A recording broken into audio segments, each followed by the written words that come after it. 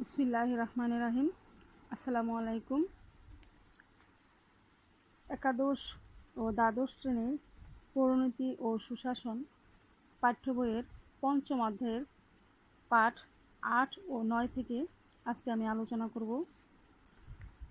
আলোচনার আগে একটা বিষয় বলে রাখি, পরিণতির দ্বিতীয় পত্রের বৈশিষ্ট্য হচ্ছে এখান থেকে তোমরা বাসায় রিডিং পড়বে এবং আন্ডারলাইন করে এমসিকিউ প্রশ্নগুলো বাছাই করে তার উত্তরগুলো তৈরি করে রাখবে। দ্বিতীয় পত্রের বিষয়গুলো পুঙ্খানুপুঙ্খরূপে পাঠ করতে হবে, যাতে করে তোমরা এমসিকিউ এর উত্তরগুলো সঠিকভাবে তৈরি করতে পারো। এখন আমরা পাঠ্য বই থেকে আলোচনা করতেছি 240 পৃষ্ঠা দ্বিতীয় পত্রের বাংলাদেশের বিচার বিভাগের কাঠামো। গণতান্ত্রিক রাষ্ট্রে সরকারের বিভাগসমূহের মধ্যে সর্বাপেক্ষা মর্যাদাপূর্ণ বিভাগ হলো বিচার বিভাগ। বিচার বিভাগের স্বাধীনতা ও কার্যকারিতার উপর সুশাসন অনেকাংশে নির্ভর করে। এটি নাগরিকের গণতান্ত্রিক অধিকার ও স্বাধীনতা রক্ষার প্রহরী হিসেবে কাজ করে। বস্তুত বিচার বিভাগের স্বাধীনতা ও নিরপেক্ষতা ছাড়া গণতান্ত্রিক শাসন ব্যবস্থা অর্থহীন হয়ে দাঁড়ায়। সাধারণভাবে বলা যায়, সরকারের যে বিভাগ বিচার কার্য সম্পাদন করে তাকে বিচার বিভাগ বলে। অর্থাৎ যে বিভাগ সমাজে ন্যায় বিচার প্রতিষ্ঠার জন্য দেশের প্রচলিত আইন ও নিয়মকানুন দ্বারা বিচার কার্য পরিচালনা করে তাকে বিচার বিভাগ বলে। বাংলাদেশের বিচার বিভাগও এর ব্যতিক্রম নয়। বিচার কার্য পরিচালনার পাশাপাশি সংবিধানের ব্যাখ্যা করাও বিচার বিভাগের অন্যতম দায়িত্ব। সংবিধান অনুসারে বাংলাদেশের বিচার বিভাগের অবস্থান অত্যন্ত গুরুত্বপূর্ণ। সংবিধান হচ্ছে বাংলাদেশের সর্বোচ্চ আইন, আর এই সংবিধানের পবিত্রতা ও মর্যাদা রক্ষার জন্য বাংলাদেশের সর্বোচ্চ বিচারালয় সুপ্রিম কোর্টকে পর্যাপ্ত ক্ষমতা দেওয়া হয়েছে। সংবিধানের বিধি বহির্ভূত যে কোনো আইন বাতিলযোগ্য।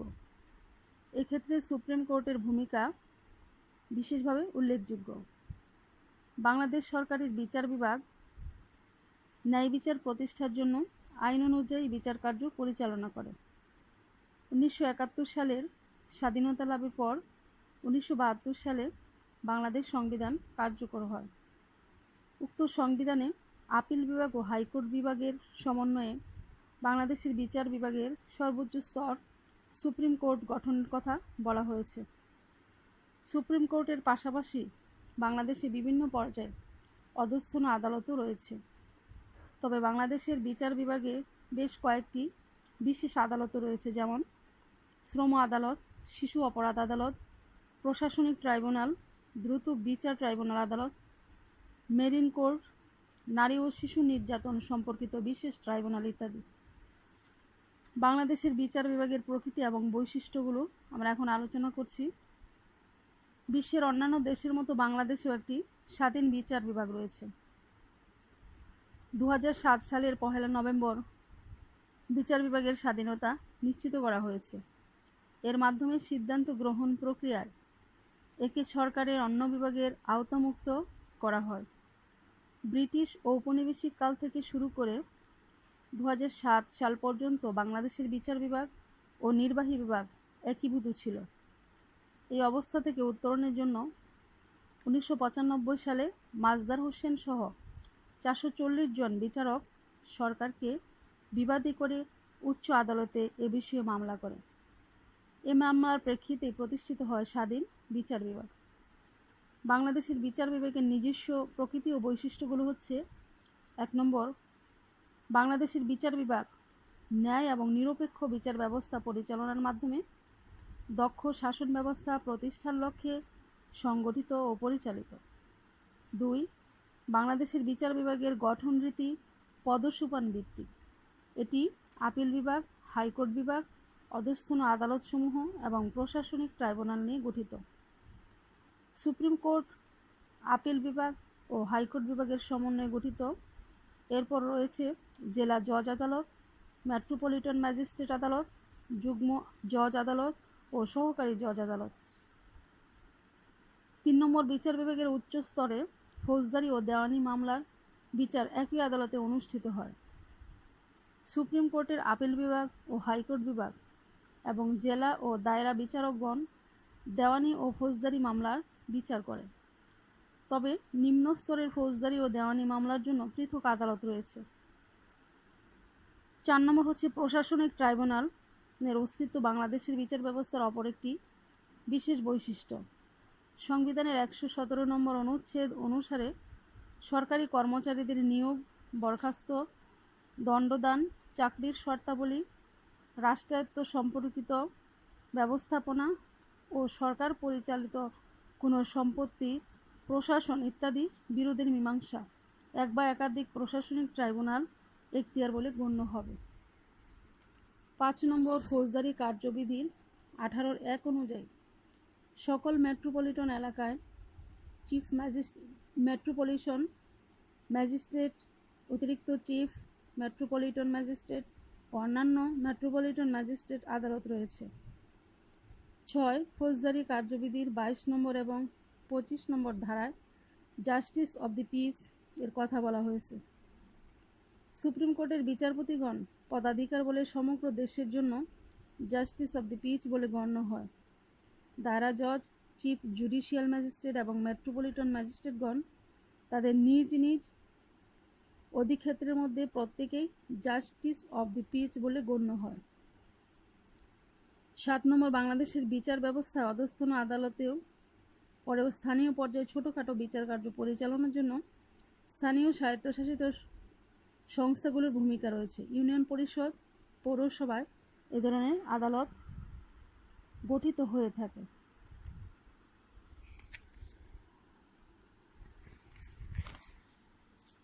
এরপর আমরা আলোচনা করব পাঠ 9 থেকে।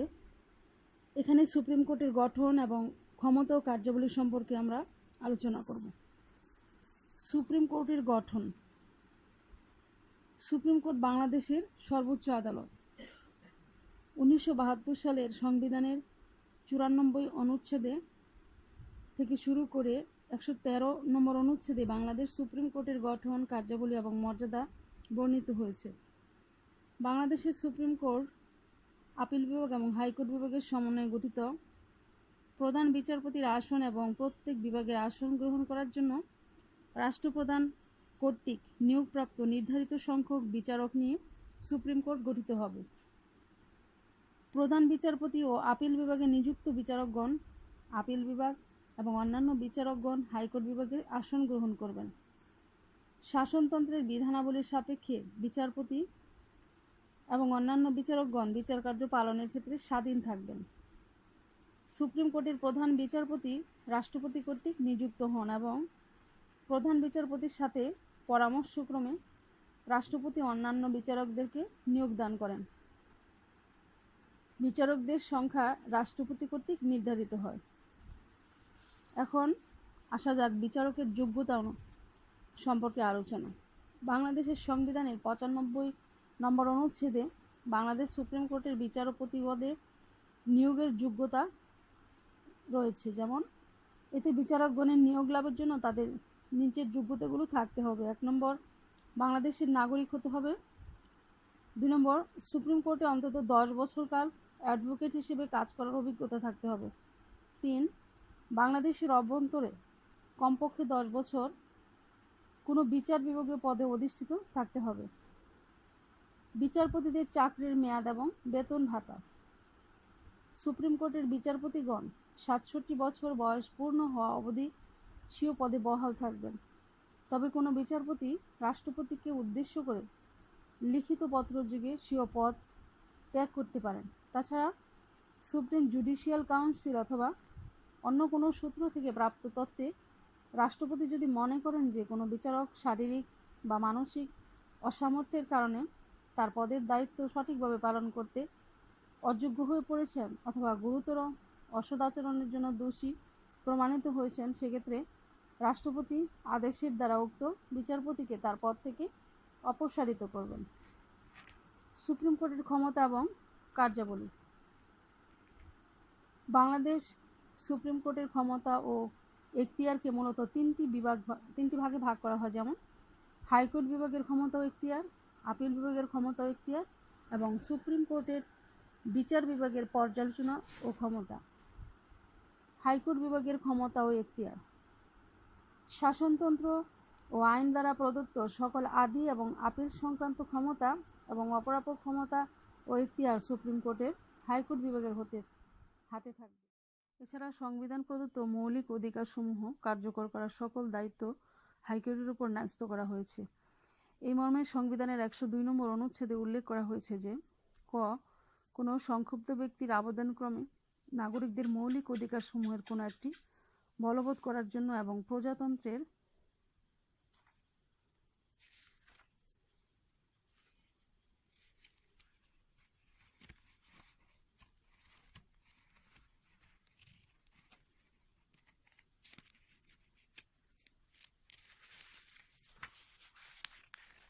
বিষয়াদির সাথে সম্পর্কিত কোনো দায়িত্ব পালনকারী ব্যক্তি সহ যে কোনো ব্যক্তি বা কর্তৃপক্ষের হাইকোর্ট বিভাগ উপযুক্ত আদেশ প্রদান করতে পারবে। খ হাইকোর্ট বিভাগের নিকট যদি প্রতীয়মান হয় যে কোনো অধস্তন আদালতে বিচারাধীন কোনো মামলার সংবিধানের ব্যাখ্যা সংক্রান্ত আইনের গুরুত্বপূর্ণ প্রশ্ন জড়িত আছে, তাহলে হাইকোর্ট বিভাগ উক্ত আদালত থেকে মামলাটি প্রত্যাহার করে নেবেন এবং স্বয়ং মামলাটি মীমাংসা করবেন। গ হাইকোর্ট বিভাগ থেকে দেশের সকল অধস্তন আদালত ও ট্রাইব্যুনালের উপর তত্ত্বাবধান এবং নিয়ন্ত্রণ ক্ষমতা প্রয়োগ করবে।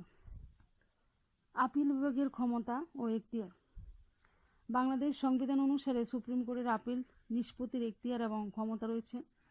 সংবিধানের 103 নম্বর অনুচ্ছেদ অনুসারে হাইকোর্ট বিভাগের রায়, ডিক্রি বা দণ্ডাদেশের বিরুদ্ধে আপিল গ্রহণ করার এখতিয়ার আপিল বিভাগে রয়েছে। যে ক্ষেত্রে হাইকোর্ট বিভাগ এ মর্মে সার্টিফিকেট প্রদান করবে, আপিল বিভাগ গ্রহণ করার এখতিয়ার আপিল বিভাগে রয়েছে। যে মামলাটির সাথে শাসনতন্ত্রের ব্যাখ্যা সংক্রান্ত আইনের প্রশ্ন জড়িত আছে বা যে ক্ষেত্রে হাইকোর্ট বিভাগ থেকে মৃত্যুদণ্ড দিয়েছে, সেই সকল ক্ষেত্রে আপিল বিভাগের নিকট অধিকার বলে আপিল করা যাবে। তবে আপিল বিভাগ তার ঘোষিত রায় বা আদেশ পুনর্বিবেচনা করতে পারবেন। অর্থাৎ সুপ্রিম কোর্টের আপিল বিভাগ আইনের ব্যাখ্যা, ন্যায় বিচার সংরক্ষণ ও পরামর্শ দানের ক্ষেত্রে গুরুত্বপূর্ণ ভূমিকা পালন করে। এরপর আসে বিচার বিভাগীয় পর্যালোচনার ক্ষমতা। বাংলাদেশের আইনসভা হলো জাতীয় সংসদ। জাতীয় সংসদ জনকল্যাণে বিভিন্ন আইন প্রণয়ন করে। বাংলাদেশ সুপ্রিম কোর্টে আইনসভা কর্তৃক প্রণীত কোনো আইন যদি সংবিধানের পরিপন্থী হয়, তাহলে সে আইনকে বাতিল করে দেওয়ার ক্ষমতা দেওয়া হয়েছে। সুপ্রিম কোর্টের হাইকোর্ট বিভাগের সামনে কেউ যদি বিচার প্রার্থী হয়ে বলেন যে সংশ্লিষ্ট আইন সংবিধান বিরোধী এবং সেই অবৈধ আইন দ্বারা তিনি ক্ষতিগ্রস্ত হয়েছেন, তাহলে বিচারকরা সেই আইনের বৈধতা চ্যালেঞ্জ করতে পারেন। এভাবে সুপ্রিম কোর্ট সংবিধানের প্রাধান্য অক্ষুণ্ণ রাখতে পারেন এবং আইন যাতে জনকল্যাণে ব্যবহৃত হয় সেদিকটিও নজর রাখেন। সংবিধানের 102 নম্বর অনুচ্ছেদে সংবিধানের সাথে অসামঞ্জস্যপূর্ণ অংশ বাতিল করার ক্ষমতা সুপ্রিম কোর্টের উপর ন্যস্ত করা হয়েছে। এভাবে সুপ্রিম কোর্ট বাংলাদেশের জনগণের মৌলিক অধিকার রক্ষায় অভিভাবকের ভূমিকা পালন করে। আমেরিকা যুক্তরাষ্ট্রের সুপ্রিম কোর্টের ন্যায় বাংলাদেশের সুপ্রিম কোর্টও বিচার বিভাগীয় পর্যালোচনা ক্ষমতা ভোগ করে। এছাড়া সুপ্রিম কোর্টের আর অন্যান্য যে কার্যাবলীগুলো রয়েছে সেগুলো হচ্ছে সুপ্রিম কোর্টের আপিল বিভাগ এবং হাইকোর্ট বিভাগের কার্যাবলী আলাদা আলোচনা পাঠের শুরুতেই করা হয়েছে। এছাড়া বাংলাদেশের সুপ্রিম কোর্টের নিচের যে উল্লেখযোগ্য বৈশিষ্ট্যগুলো সেগুলো হচ্ছে: ক জাতীয় সংসদ কর্তৃক প্রণীত যে কোনো আইন সাপেক্ষে সুপ্রিম কোর্ট রাষ্ট্রপতির অনুমতিক্রমে এর প্রত্যেক বিভাগের এবং অধস্তন যে কোনো আদালতের রীতিনীতি এবং পদ্ধতি নিয়ন্ত্রণ করার জন্য বিধি প্রণয়ন করবেন। খ সুপ্রিম কোর্ট একটি কোর্ট অব রেকর্ড রূপে কাজ করবেন এবং এর অবমাননার তদন্তের জন্য আদেশ প্রদান করবেন। তাছাড়া সুপ্রিম কোর্ট দণ্ডাদেশ দানের ক্ষমতা সহ আইন সাপেক্ষে অনুরূপ আদালতের সকল ক্ষমতার অধিকারী হবেন। গ সুপ্রিম কোর্টের প্রধান বিচারপতি বা তার নির্দেশক্রমে অন্য কোনো বিচারক বা কর্মকর্তা সুপ্রিম কোর্টের কর্মচারীদের নিয়োগ করবেন। রাষ্ট্রপতির পূর্ব অনুমোদনক্রমে সুপ্রিম কোর্ট কর্তৃক প্রণীত বিধি সাপেক্ষে এই নিয়োগদান কার্যকর হবে। ঘ গণপ্রজাতন্ত্রী বাংলাদেশের রাষ্ট্রীয় সীমানার অন্তর্ভুক্ত সকল নির্বাহী ও বিচার বিভাগ কর্তৃপক্ষ সুপ্রিম কোর্টকে সহায়তা করবেন। সুপ্রিম কোর্টের যে কোনো বিভাগ কর্তৃক ঘোষিত নির্দেশনা অধস্তন সকল আদালতের জন্য অবশ্যই পালনীয় হবে। সুপ্রিম কোর্টের আপিল বিভাগের উপদেষ্টামূলক কার্য রয়েছে। রাষ্ট্রপতি আইনের যে কোনো জটিল প্রশ্নে এই বিভাগের মতামত চাইতে পারে। এভাবে মতামত চাওয়া হলে সুপ্রিম কোর্টের আপিল বিভাগ তা জ্ঞাপন করবেন। আজকে আমরা পাঠ 8 এবং 9 থেকে আলোচনা করলাম। পরবর্তী ক্লাসে আমরা পাঠ 10 থেকে আলোচনা করব। যে বিষয় আলোচনা হয়েছে তোমরা বাড়িতে সেগুলো ভালোভাবে অধ্যয়ন করবে এবং এমসিকিউ প্রশ্ন উত্তর তৈরি করবে। আশা করি সবাই ভালো থাকবে, সুস্থ থাকবে। আল্লাহ হাফেজ।